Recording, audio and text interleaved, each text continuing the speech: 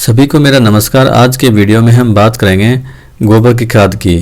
जी हाँ दोस्तों, गोबर की खाद की आज की वीडियो में हम बात करेंगे। गोबर की खाद क्या है, यह कैसे बनाई जाती है, गोबर की खाद के मुख्य घटक कौन कौन से हैं, इसके बनाने की विधियाँ, ये सब आज की वीडियो में हम जानने वाले हैं। दोस्तों, यदि अभी तक आपने हमारा चैनल स्टार साइंस सब्सक्राइब नहीं किया है तो इसको सब्सक्राइब ज़रूर करें।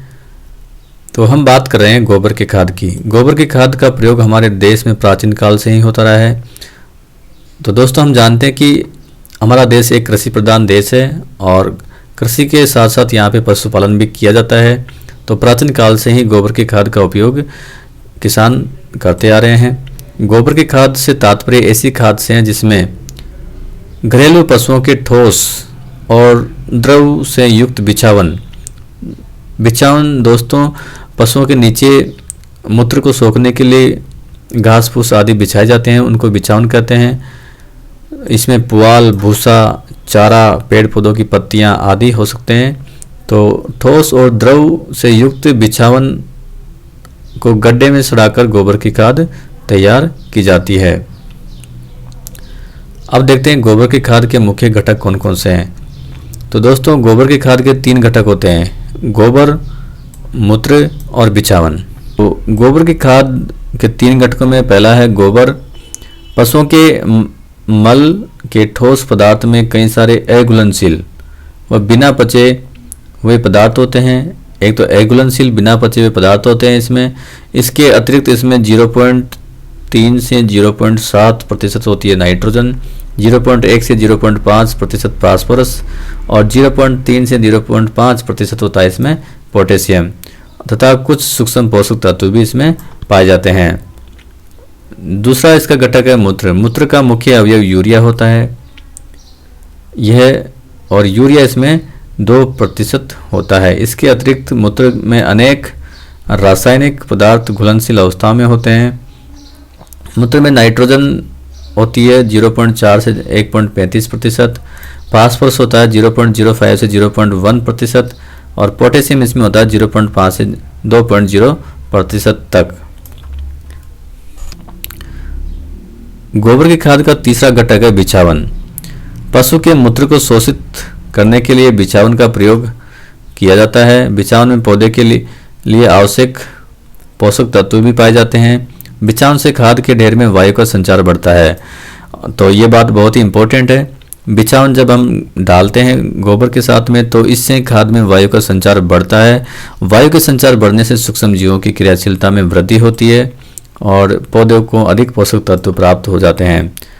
गोबर की खाद में पोषक तत्वों की मात्रा देखिए यहाँ पे। नाइट्रोजन इसमें होती है 0.5 से 1% तक।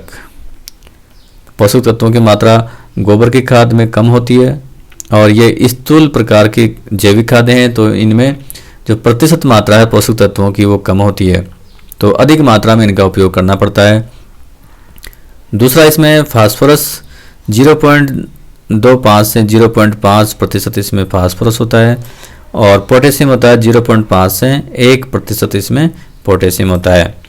गोबर की खाद में उपस्थित पोषक तत्वों की मात्रा पशुओं की किस्म के ऊपर निर्भर करता है। किस प्रकार के पशु है, पशुओं की आयु क्या है, उनके भोजन वो क्या खाते हैं, क्या कार्य कर रहे हैं और बिछावन और खाद संग्रह के तरीके पर पोषक तत्वों की मात्रा निर्भर करती है। तो इन अलग अलग तरीकों के आधार पर ये गोबर की खाद का संगठन बदल जाता है। और अब हम बात करते हैं गोबर की खाद तैयार करने की विधियाँ। तो हमारे देश में इसकी 3 विधियाँ प्रचलित है। तो पहली है वर्तमान प्रचलित विधि, दूसरी इसमें संशोधित गड्ढा विधि और तीसरी है इसमें ट्रेंच विधि। तो हम पहली विधि की बात करते हैं। वर्तमान में जो विधि प्रचलित है हमारे देश में गोबर की खाद तैयार करने की वर्तमान प्रचलित विधि दोषपूर्ण है। दोषपूर्ण क्यों है दोस्तों? दोषपूर्ण इसलिए है क्योंकि इसमें पोषक तत्वों की मात्रा कम प्राप्त होती है। साथ ही अधिकांश गोबर को हम ईंधन के रूप में काम में ले लेते हैं तो खाद कम प्राप्त होती है। इससे प्राप्त खाद में पोषक तत्वों की मात्रा कम होती है और खाद की गुणवत्ता भी निम्न स्तर की होती है। मिट्टी द्वारा सोखा गया मूत्र बचा हुआ चारा ढेर के रूप में खुले गड्ढों में इकट्ठा कर लिया जाता है और प्राकृतिक रूप से सड़ने के लिए छोड़ दिया जाता है। जैसी खाद बनती है वैसी की वैसी हम खेत में डाल देते हैं। इसमें हम ज़्यादा मेहनत भी नहीं करते, खाद जैसी बनेगी वैसी डाल के आ जाएंगे। वर्तमान प्रचलित विधि दोषपूर्ण है। दूसरी विधि है संशोधित गड्ढा विधि। इस विधि में खाद बनाने के लिए एक पशु के लिए 1 मीटर गहरा, 2 मीटर चौड़ा और 3 मीटर लंबा गड्ढा 1 वर्ष के लिए पर्याप्त होता है। तो एक पशु यदि हमारे पास में है तो 1 मीटर गहराई का गड्ढा खोदते हैं, उसकी चौड़ाई 2 मीटर और लंबाई 3 मीटर रखते हैं और एक पशु के लिए 1 वर्ष के लिए ये पर्याप्त रहता है। पशुओं की संख्या बढ़ने या अधिक होने पर गड्ढों की गहराई, लंबाई, चौड़ाई बढ़ाने की अपेक्षा उनकी संख्या को बढ़ाना उचित रहता है। तो यदि हमारे पास में पशु ज़्यादा है तो हम बहुत सारे गड्ढे खोद सकते हैं, लेकिन लंबाई, चौड़ाई और ऊंचाई उसकी नहीं बढ़ाते। रेतीली भूमि में गड्ढे पक्के बनाने चाहिए। जहाँ पे भूमि रेतीली है वहाँ पे गड्ढे पक्के होने चाहिए, जिससे पोषक तत्वों का रिसाव ना हो। रेतीली भूमि में पोषक तत्वों के रिसाव का डर रहता है, तो गड्ढे पक्के होने चाहिए। गड्ढे छायादार ऊंचे स्थानों पर बनाने चाहिए और ऊंचे स्थानों पर बनाने से उसमें वर्षा का पानी नहीं भरता है, तो ऊंचे स्थानों पर गड्ढे बनाने चाहिए। सर्वप्रथम गड्ढे के पेंदे में 10 से 20 सेंटीमीटर परत चारे या बिछावन की डालते हैं। सबसे नीचे क्या डालेंगे? 10 से 20 सेंटीमीटर बिछावन डालेंगे। इसके बाद गोबर और मूत्र की 75 से 100 सेंटीमीटर परत डालते हैं।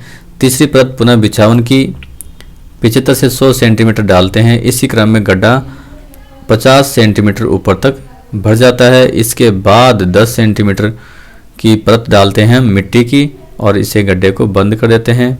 5-6 महीने के बाद में खाद तैयार हो जाती है। तो भरने की विधि आप एक बार फिर से देखिए। पहली परत डालते हैं हम बिछावन की और 10 से 20 सेंटीमीटर मोटी। दूसरी परत दोस्तों हम डालते हैं इसमें 75 से 100 सेंटीमीटर की और उसमें मूत्र और गोबर डालते हैं। और तीसरी परत पुनः डालते हैं 75 से 100 सेंटीमीटर की और ये भी डालते हैं बिछावन की। इसके बाद में सबसे लास्ट में अंत में इसमें 10 सेंटीमीटर की परत डालते हैं मिट्टी की और गड्ढे को ऊपर से बंद कर देते हैं। 5-6 महीने के बाद में गोबर की खाद तैयार हो जाती है। दोस्तों तीसरी विधि जो है वो है ट्रेंच विधि।